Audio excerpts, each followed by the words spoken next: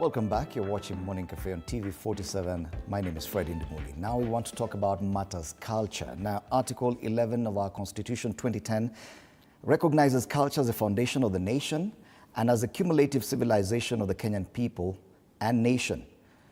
Part 2 of that says the state shall promote all forms of national and cultural expression through literature, the arts, traditional celebrations, science, communication, information, mass media, publications, libraries, and other cultural heritage. It goes on to say that it will recognize the role of science and indigenous technologies in the development of the nation and promote the intellectual property rights of the people of Kenya. Our discussion this morning is about reclaiming our cultural diversity. And for us to have this conversation, we're very privileged to have in studio Dr. Kiprop Lagat, who's the Director of Culture, State Department for Culture, the Arts and Heritage. Karibu sana, Dr. Lagat. Thank you very much. And matters culture are rarely discussed because probably some people feel that this is not the core business of a nation, but just how central is the issue of culture to a society like Kenya? Well, the fact that the Kenyan Constitution recognizes culture as the foundation of the nation and as the cumulative civilization of our nation, that is demonstration enough that culture plays a very central role in national development. But as you've rightly put it, it is unfortunate that matters culture are normally put in the periphery because of various reasons ranging from Western education, colonization, amongst others. However, the State Department for Culture, the Arts and Heritage and the Government of Kenya is committed to centralizing the role of culture in national development. Now, so kindly take us through the mandate of the State Department that you lead, the State Department of Culture, the Arts, and how it has evolved since the 2010 Constitution. Our main mandate as the State Department of Culture is to promote, preserve, develop and revitalize Kenya's diverse cultural heritage to inspire creativity and sustainable development. This it has done through a number of initiatives. The first one I would say is the development and formulation of relevant policies and legal frameworks to embed culture in national development. I think in the last 2 years, we have put in place a national policy on culture and heritage. We've also developed a national languages policy for Kenya, as well as the music policy of Kenya. I think in addition to that, there are a number of legal frameworks that are currently under development. We, for instance, have the Creative Economy Support Bill that is currently in Parliament. We also have the Culture Bill 2024, which is at a very advanced stage of enactment at the National Assembly. In addition to that, we've developed regulations to implement the Protection of Traditional Knowledge and Cultural Expressions Act 2016, and those ones are currently undergoing scrutiny at the AG's chambers. Other than the policies, I think we also work towards aligning ourselves with the regional and global development agenda. One of it, for instance, is I think about 2 months ago, our principal secretary was spearheading Africa's regional Mondia Cult discussions, that is the World Conference on World Cultures. And one of the intentions of that is to make culture a standalone agenda in post-2030 development agenda.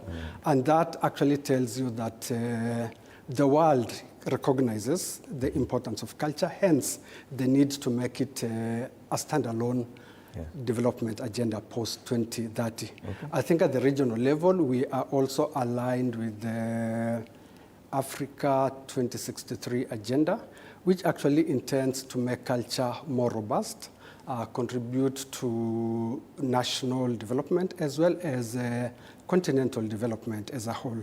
So I think those are some of the initiatives at the national and international level that demonstrate that we are actually committing to supporting culture, I think, in Kenya. Okay.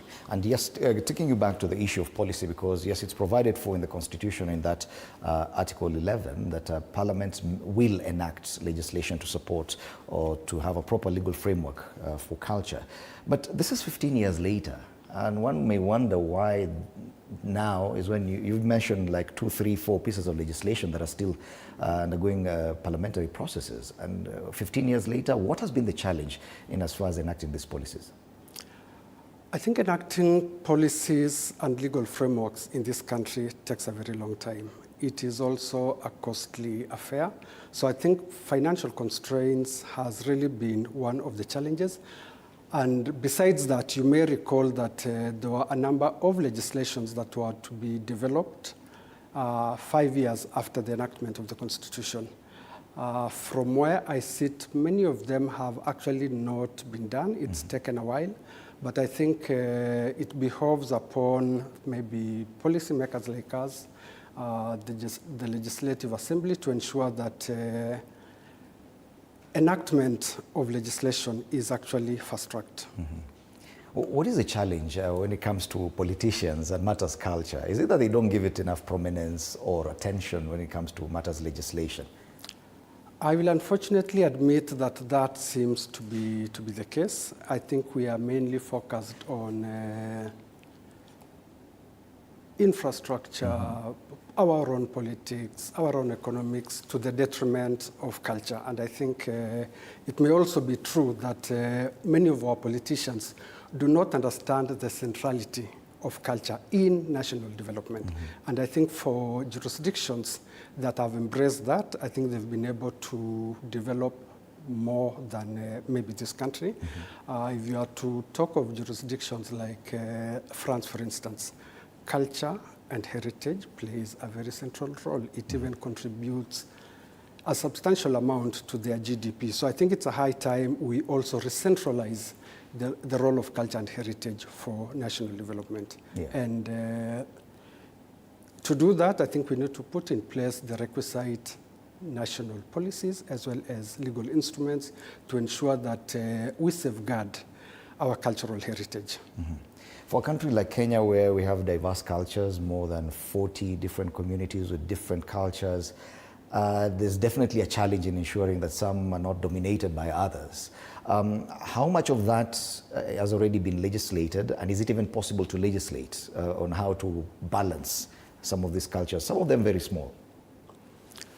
I think in terms of legislation, our Constitution actually provides very robust articles on even promoting the marginalized communities and their cultures and ensuring that they are visible across board. We, for instance, have the Minorities Day that is celebrated on the 18th of every December. And the reason why that day is celebrated is to ensure that marginalized communities are also brought to the fore. It is true that legislating culture is a very difficult thing because we are diverse communities. However, we should build bridges between dominant cultures as well as the smaller communities in order to ensure that we all equally contribute to cultural sustainability in this country. And also at a time when most of the world is looking at adopting a globalized culture, that we say we are now, the whole world is one village. How much of a challenge is it still trying to maintain our culture? Many people may look at it like going backwards, like we're just looking at our history, not adopting the contemporary nature of our lives now. I personally don't believe in a globalized culture. I think it is, even talking of a globalized culture, it is important to appreciate that we have our own regional diversities. And it is these regional diversities that enrich what you may call national culture, and therefore it is important that we are also able to highlight some of the positive things from those cultures. I think that is, to me, that is a critical thing. And we just don't have to embrace global cultures that are not aligned to our own cultural values, our own norms. as well as our own aspirations as a country. I think each culture has its own logic why it exists, and it is important that that is also respected. And it's due to our diversities of culture that we are a rich country. We are a rich world because all cultural development is informed by the different cultures, and hence the need to respect that.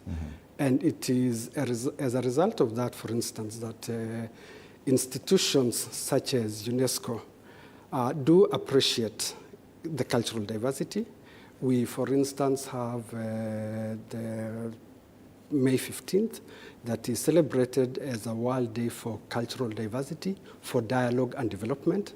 So that is a true attestation that our different cultures are important. And besides that, under the UNESCO 2003 Convention on the Safeguarding of Intangible Cultural Heritage, you will be surprised at the elements that are enlisted. These are elements, some are from very small communities, and indeed these are elements that have made the world viable. By enlisting them, by protecting them, we ensure that their availability is sustained. Okay. But yet, it is a reality that some people, especially in a globalized environment, some people may look at some of our African cultures as backward. Some of the conventional norms brought about by probably religion and other things may have pushed or influenced the end of some cultural practices, which probably from our end we see they're positive, but from the other people they say those are backward. Is there a clash when it comes to ensuring that our culture is maintained and developed and not contradicting the conventional globalized norms? There are definitely cultures that have been overtaken by time, what you may call retrogressive cultures that fly against even human rights, practices like female genital mutilation, whereas in the past it had its own logic. But over time and because of other influences, that is something that we also appreciate, that it is a cultural practice that should definitely be dropped. It is harmful and it hinders growth, especially for the young girls. It has health issues. So to me, I think with the interaction of cultures from different worldviews, I think some things have definitely been dropped. What about, if we may use, and this is just an example, an issue like polygamy, that probably in some African cultures we still feel is the right way to go about it, but globally it's frowned upon? I think that's a very tricky question to ask, but if we are to speak the truth, polygamy in its time had its own positive things. It was for labor purposes. In the past, maybe diseases were unmanageable. Diseases may have been many, and therefore it was desirable to have many children. There were wars during that time, and therefore it was necessary to have big populations that would support that. But even in the current world, yes, polygamy is detested. But what happens in the contemporary world? How many people have concubines? How many people have girlfriends elsewhere? So I think this is something that needs to be relooked at. If it is relevant for a certain society and if it serves their own interests, then why not? Anthropologists also believe that culture has its own logic, its own ways of doing away with what has been overtaken by time. And if that process is given a chance, then definitely there are some things that will be eradicated automatically. And I think it is all cultures that have that. Yeah. All right. Let's now focus on some of the ongoing initiatives in your State Department for Culture. And what exactly are you working on towards this end? I think the first item that I may want to mention is the Kenya Music and Culture Festival, which is a flagship program of the State Department for Culture, the Arts and Heritage. This is a festival that will be celebrating its 98th edition in December this year. We will be in Uasin Gishu County from the 29th of November to the 8th of December to host this festival. It is a festival that brings together cultural groups, community choirs, church choirs, individuals. It has exhibitors, as well as performing theater groups and a show of films. And this has become a very important item in our calendar. I have said it is currently in its 90th edition.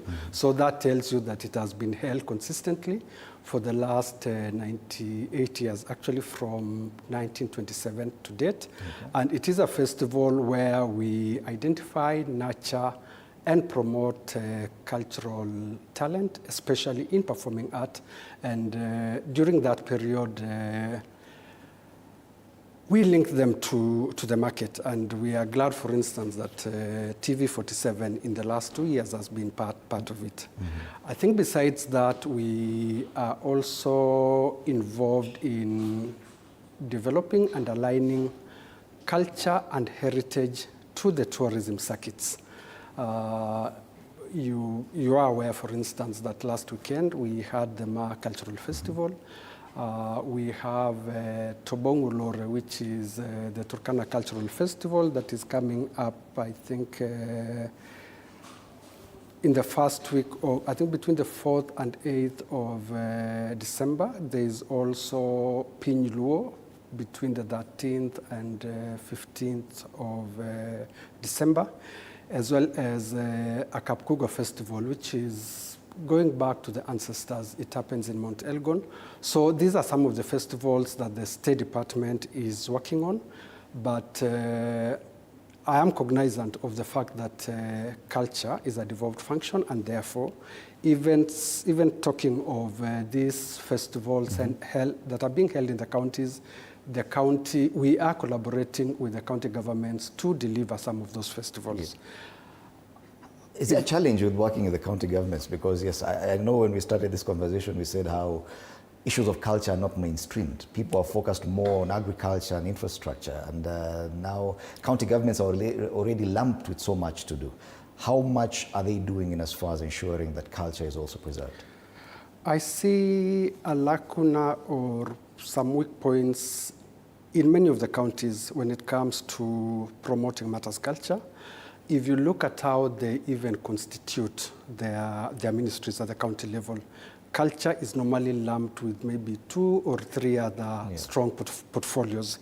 It may be education, it may be sports, it may be development, and that has been a challenge, because at the end of the day, the financial resources allocated to the culture docket in the counties is very meager, and that has really made it a challenge for counties to support certain activities.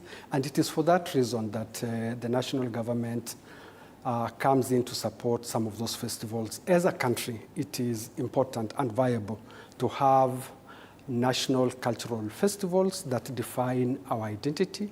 They promote our Kenyan culture, hence the reason why the national government still comes in for some of those festivals. However, partnership with the counties is a key element. If I may go on, I think we also have the Ushanga Kenya initiative, which is it's currently in 10 counties, and the reasoning behind Ushanga is to empower women bidders, especially in pastoralist counties, in order that they can earn an income and live sustainable livelihood. So that's a very strong element of the State Department. We have a whole institution devoted to promoting Ushanga in the country. And the intention is also to add value to the traditional bead products and link them to international markets. And towards that, and the State Department is also developing a Sana app that will be used to market Kenya's cultural goods and services internationally. There seems to be a tendency to focus more on pastoralist communities when it comes to discussions around culture, or communities that usually attract tourism, like the Maasai, probably the Turkana, probably communities at the coast. Why is this? And is it intentional to target those ones? I think from the government perspective, we are for inclusive growth and development of all cultures, irrespective of whether they are from the pastoralist communities. But there is a perception that those cultures are still very rich. They can be a magnet for tourism, hence the focus there. But it is also their own initiatives as county governments to promote their cultural heritage. So it's not a deliberate government policy to promote communities in pastoral areas, but it is also a fact that communities in pastoral areas have been marginalized for many years. You are, of course, aware of a sessional paper number 5 of 1963, that favor development in the more highly productive regions of maybe central Kenya, parts of the Rift Valley. Hence, certain counties, certain communities were left behind. But out of their own initiatives, I think they have identified culture as a very strong element that needs to be promoted and that can bring them up to where some of the communities currently are. Is there a challenge in dealing with the communities that are predominantly centered around probably progressive urban areas like Nairobi and Nakuru, that they may have adopted other cultures and probably that may have resulted in dilution of their own cultures? Is that a challenge? It is a challenge because communities in some of the more urbanized regions like Nairobi, they may have discarded their traditional cultures. Hence, more visibility is given towards communities in the marginalized lands. However, as you may know, culture is very dynamic. It grows, it develops, it has its own ways of adopting new cultural practices. And contemporary culture is part of culture, and it is something that we must appreciate. And it is as a result of that, for instance, that Nakuru City has been recognized as a World Creative City of the arts. I think about 2 weeks ago, Kisumu was also granted that status of World Creative City for music. And part of that music, Benga music, as well as their own traditional music. So I think even in the more urbanized areas, including Nairobi, we have elements of contemporary culture that are very strong and that can be packaged and sold as a product and service to other countries. Are there opportunities in as far as documenting this culture and its progression and development? Because over time, as you say, things do change. And many of this, if not documented, may never be available for future generations. Currently, in certain institutions of the State Department for Culture, the Arts and Heritage, there are robust programs towards documentation and digitalization of cultural heritage, including cultural sites and cultural practices. One such initiative is the natural products industry that was supported by the government to undertake a pilot program in 13 counties. And one of these programs was going to the communities and asking them what they considered important as their culture. And that has since been, I think that pilot program ended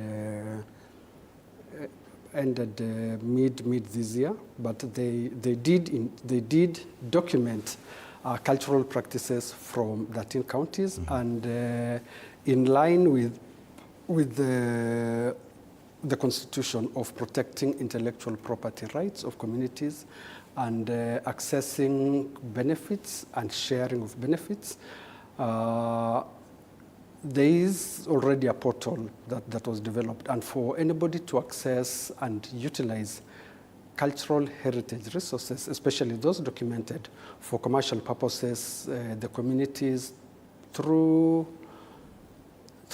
a negotiated program with perhaps the investor or somebody who wants to utilize those cultural heritage resource materials, must provide funding or financial support to the owner community. So that's something that... Where is this repository located? Who's the custodian? And is this a piece of information available to the public, that they know this is where to go, this is a custodian, this is what I need to do? The custodian of that information is currently the National Museums of Kenya.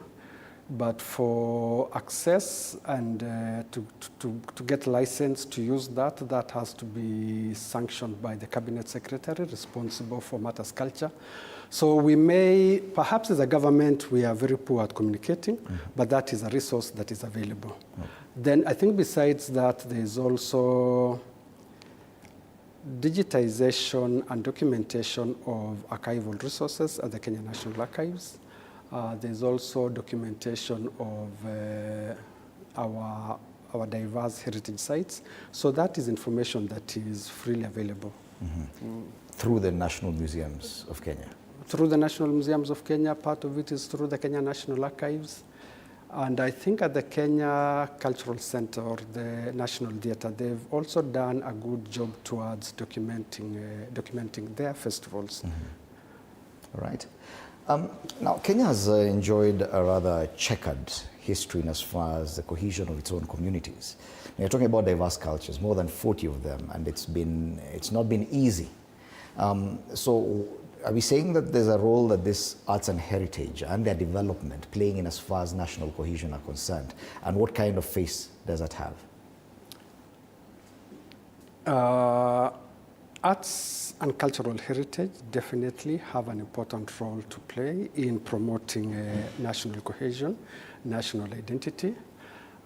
First, arts and culture embody our national values, our ethos and mores, and it's through the promotion of some of those values. Values, for instance, on how to treat other communities, how to treat maybe the aged, the young, and other communities as well, that we are able to promote national cohesion through festivals like the Kenya Music and Culture Festival that brings together communities from diverse backgrounds.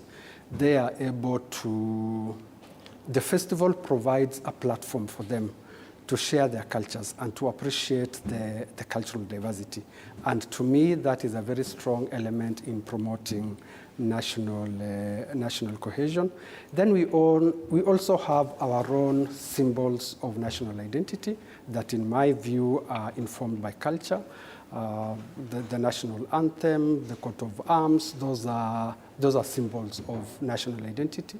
And therefore, by just having them, by embracing them as a country, that provides a very good opportunity for us to do that. Other institutions have represented nationalism in diverse ways. If you go to the National Museums of Kenya in the whole of Kenya, there is a monument that is constituted of many shapes and many shapes of gourds with diverse uses from different Kenyan communities. And the reason why it is there is actually to demonstrate that we are one people, we are one community, we have shared national heritage, and that also makes a big contribution to the issue of national cohesion. Then when it comes to aspects of healing and reconciliation as part of our national cohesion, our arts and culture also have traditions and symbols of bringing together communities. If I may draw an example from the Kalenjin community, we have a belt, a cowrie shell beaded belt that is worn by women to firm up their tummies after delivery. And if a woman, for instance, removed that and asked warriors not to wage any war, they will stop doing it. Okay. And there are many others from other communities. The Turkana and Pokot, for instance, would break their spears and instruments of war to demonstrate that war is bad, and that in itself contributes to national cohesion. We also have what I may call encouraging intercultural dialogue through the festivals that I've talked of, and that becomes another good platform where aspects of national cohesion are promoted in this country. I think that those can be representations of how arts and culture plays a role and contributes towards national cohesion in this country. Right. Perhaps the biggest and most appropriate way of using culture or even educating people about their culture is through the education system. Do you see a gap in our curriculum and as far as culture is concerned? Are we doing enough to ensure that Kenyan children, as they grow up, they understand the need and the importance of cultural development? For many years that was a challenge, but with the CBE, I think aspects of arts and culture have been integrated into the curriculum, and I believe that will fill that existing gap that is there at the moment. And I think besides that, some schools actually have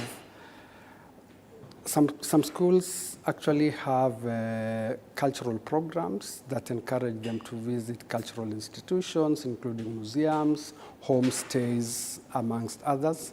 And that will definitely fill that gap. It may be slow, but at least some efforts are in place at the moment.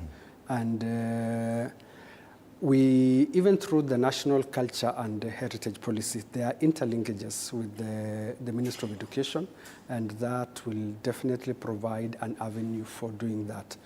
You are also aware of the Kenya Music Festival, that I think it is also in its either 97th, 90th or 99th edition, and that has been a very good platform where cultural performances are inculcated, are showcased for the young community to appreciate that. It is, perhaps it's one of the biggest festivals in this country at the moment, and that attracts, it attracts schools from all parts of the country. And to me, that is a strong illustration that culture and heritage have a role to play, and they've really been integrated in the school curriculum.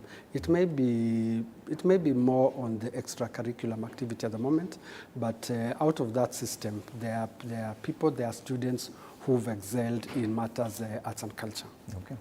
Now, we're in a day and age where social media is so pervasive, and this is where people consume and share information. A lot of what is shared right now is probably cultures that have been adopted from foreign lands. And are there opportunities, or has the State Department ventured into that sphere to try and propagate what you're working on?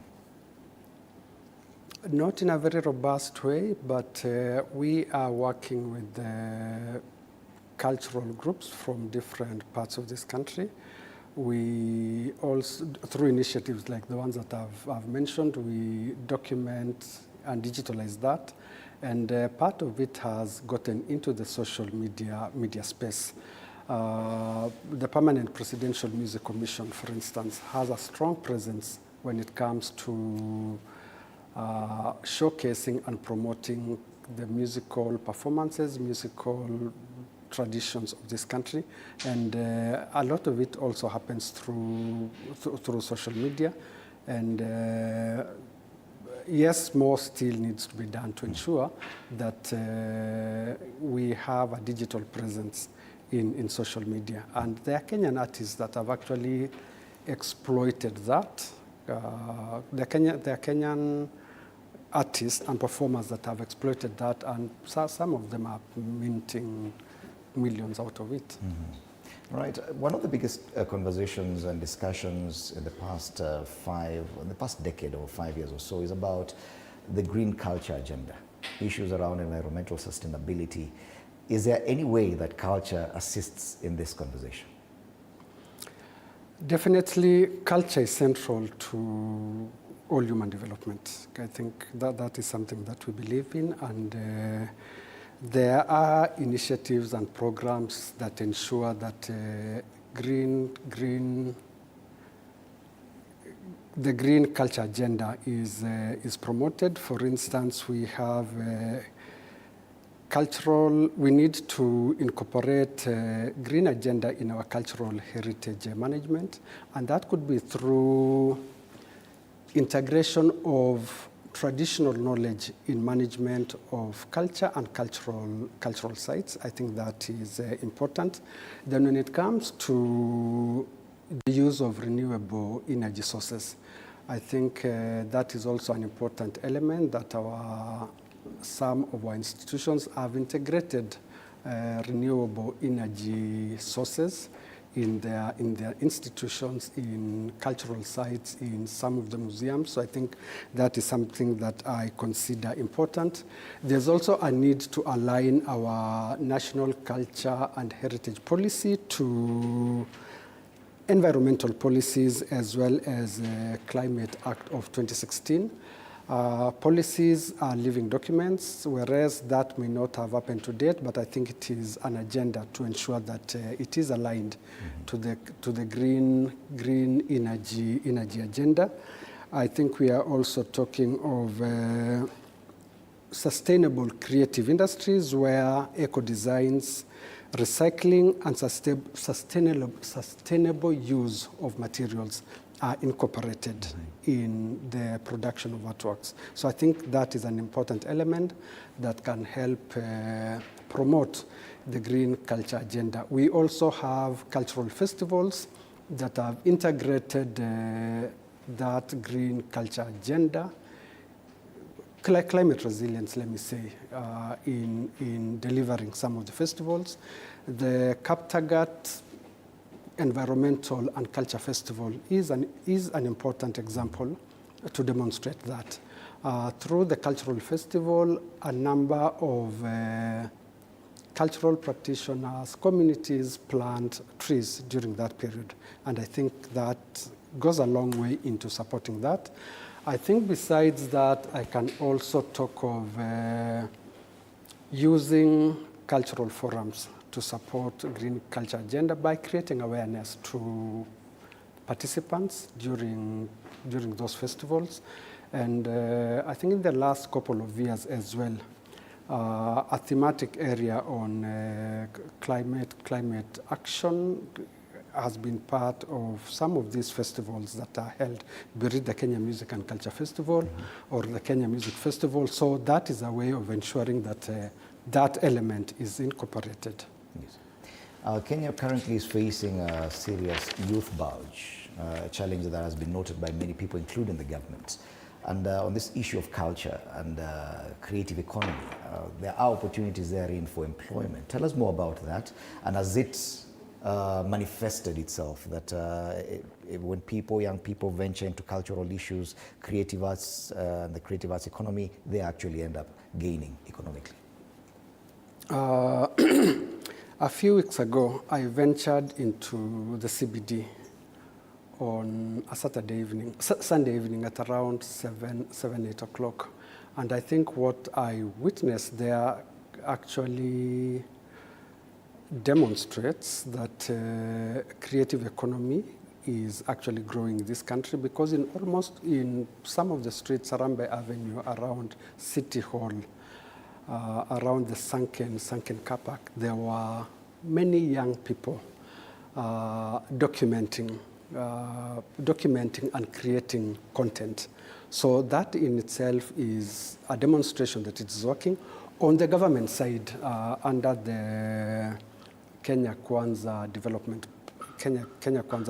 Plan, the bottom-up economic transformation agenda, one of its strong pillars is creative economy and digital superhighway, and substantial resources have been pumped into that direction to ensure that the youth are able to are able to invest in content creation. There are initiatives by the Kenya Film Commission to promote content generation and films towards that sector. And it is indeed true that with our huge bulge of the youth, some of the avenues, and I consider it a viable avenue, is the creative economy in propelling youth to sustainable livelihoods through job creation, through content generation, and let me say income generation as a whole. The cultural and creative industries, empowerment of artists, performance and heritage custodians for funding, training and policy support. I think that is also an initiative that the government has taken. That's why, for instance, there is the Creative Economy Support Bill that intends to mainstream employment, income generation for the youth in that direction, and through the creative economy sector. I think there are other areas that we can talk of. For instance, there is the Movable Property Rights Act of, I think it is of 2017, whereby intellectual property can be used as collateral in taking loans. Mm-hmm. And we've seen, for instance, banks like the NCBA providing loans to creatives through their creative productions as collateral. And I think government is actually moving towards the right way in ensuring that that sector has the requisite support mechanisms in terms of policy, in terms of funding, amongst others. You may also be aware that in 2018, the former president, His Excellency Uhuru Kenyatta, made a pronouncement of musical instruments getting into this country without paying duty. Mm-hmm.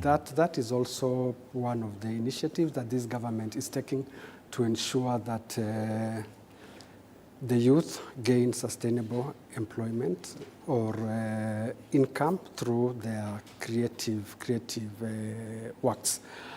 Besides that, there is currently a presidential directive on creating art and culture spaces within the affordable housing framework. This is a discussion that we are currently having with the State Department for Housing, and that is also intended to provide jobs for the youth within the affordable housing space. How is that expected to work? Because this is a totally different infrastructural development plan. Well, the affordable housing is at different stages of completion. Mm-hmm. And some of them are in urban, most of them are actually in urban spaces. If a space can be created for the artists within that infrastructure, then that can be a space where they go practice, they go perform, they go generate their own content. If you've been in Nairobi for a long period, like some of us, you are aware of the social halls that are there in places like Maringo, in places like Kaloleni. And the intention really is to have those spaces that can be utilized for the arts and culture, and the biggest beneficiaries for me would be the youth. And with a growing middle class in this country, I think there's more consumption of arts and culture products, and if you move them closer to the people in some of those huge estates, then perhaps people will stop patronizing pubs and discotheques and instead go watch a play in a local place, go watch a performance or even a film. But there's been a challenge with that yes, and probably that's one of the solutions, that most urban centers don't have cultural theaters where performances can be had. Places like Nakuru and other major towns. Is there a plan within the department, State Department of Culture, to actually return some of these spaces that were there previously? In the last 2 years, I'll say that through Sports, Arts and Social Development Fund, as well as through appropriation by the National Assembly, there is some funding that has been provided for cultural centers. There's Undani, for instance, where there's a cultural center that is coming up. There's Marachi, where there's also another cultural center that is being developed. The government also revitalized the Kenya Cultural Center, the Kenya National Theatre, to be more specific, and those are currently vibrant spaces. And what we envisage is that in the coming years, with partnership from the counties, the private sector, more of those centers will be developed. There is the Go Down Arts Center that is building a huge infrastructure project for arts and culture, and that actually demonstrates that the private sector is also keen to invest in that. And within the city of Nairobi, for instance, there are many art galleries that are coming up. They are private owned, but they are providing platforms for visual artists, especially, to showcase their work. And I think, to me, the future, I'll say that the future looks bright. Mm-hmm. Right. As we come to a close, tell us more about the 98th edition of the National Kenya Music and Cultural Festival, the one you talked about that kicks off on the 29th of this month into December. And many people may be wondering, how do I get involved? What is the structure? How do people, those choirs, those cultural groups, how do they end up getting involved and getting to this national event? What happens is the county governments do organize their own cultural festivals. They select their teams that can participate in the National Kenya Music and Culture Festival. And it is those teams that are selected from the counties that are able to participate in that. We also have provisions for perhaps individual choirs, individuals to actually participate. We are present in social media, where people can reach out to the State Department for Arts, Culture and Heritage, expressing their interests to participate. And it is normally a festival that is it is free. People can actually walk in. Part of the reason why we are here, for instance, today, is to create awareness of the forthcoming festival. Again, I'll repeat that the dates are 29th to 8th of December at Moi Girls Eldoret in Uasin Gishu County, and you are all welcome to participate and celebrate with us our diverse cultural heritage. Mm-hmm. What are some of the takeaways from there for the participants, that once they come, they participate, what happens next? We are used to the schools' festivals where the winners are awarded, they go perform for the president and such like things. Should we expect something similar here? This year, for instance, we expect, we've been having a gala event where the creme de la creme are able to participate. Last year, it was presided over by the Deputy Head of Public Service. This year, we are optimistic that His Excellency will be able to preside over it. Yes, there are indications that could happen, but of course, I may not be the right person to confirm that. Then last year, we also gave some good, some prizes to the winning teams, ranging from 10,000 to 200,000. And we hope that this year we'll also be able to do the same. We are at the final stage of mobilizing resources for that, and that in itself is an incentive. Then, besides that, it is not an end in itself. We participate as a State Department or as a country. We participate in the East African Arts and Culture Festival, which is called Jama Fest.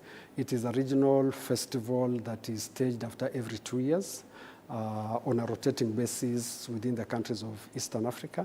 And that has provided a platform for our winners to participate in that festival, and that is fully funded by the government.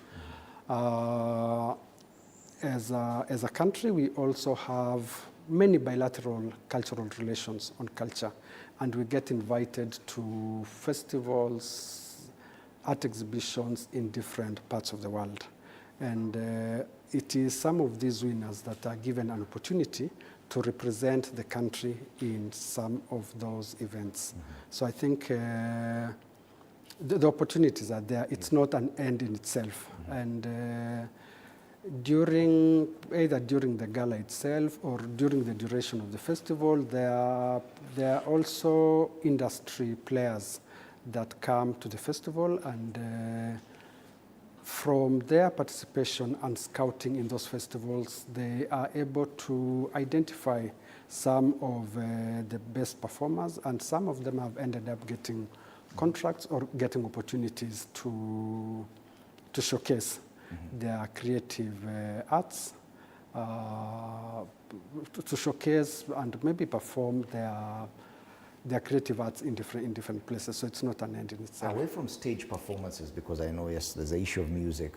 When it comes to cultural festivals, there's so many other ways of doing it. What else can we expect away from stage performances at the cultural festival for any visitor?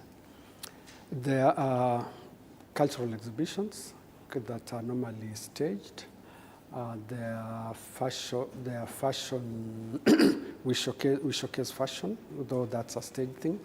And we also have film events. Last year, for instance, we had over 20 entries from other countries. So that in itself makes it a very rich repertoire of cultural expressions on display. All right. So if you were to give a rallying call to people who were not aware that this festival is being held in Uasin Gishu, what would you tell them? And how much do they expect to part with for them to get into the venue? In terms of charges to the venue, we normally charge, I think a token fee to access maybe 100 or 200 shillings. So that is really very minimum. But in other instances, like the gala, we invite people to attend, and so that is free. So my rallying call to Kenyans is that tusherekee utamaduni wetu. Let's promote our culture and arts, and let's participate in events that promote arts, culture, and creativity in this country. It is a way of contributing towards ensuring that our youth, especially the youth, are able to lead sustainable livelihoods based on their cultural and creative industry productions. All right. Thank you so much, Dr. Kiprop Lagat, Director of Culture, State Department of Culture, the Arts and Heritage, the Government of Kenya, telling us more about the 98th edition of the National Kenya Music and Cultural Festival 2025, which will be held in Uasin Gishu County, Eldoret City, at the Moi Girls High School there. And this comes up from the 29th of this month all the way to the 8th of December. Something to look forward to. Different performances, exhibitions, fashion shows, and more, including film events, will be showcased at this event. Yes, reclaiming cultural identity. That has been our conversation this morning on Morning Cafe. My name is Fred Indemuli. Good morning.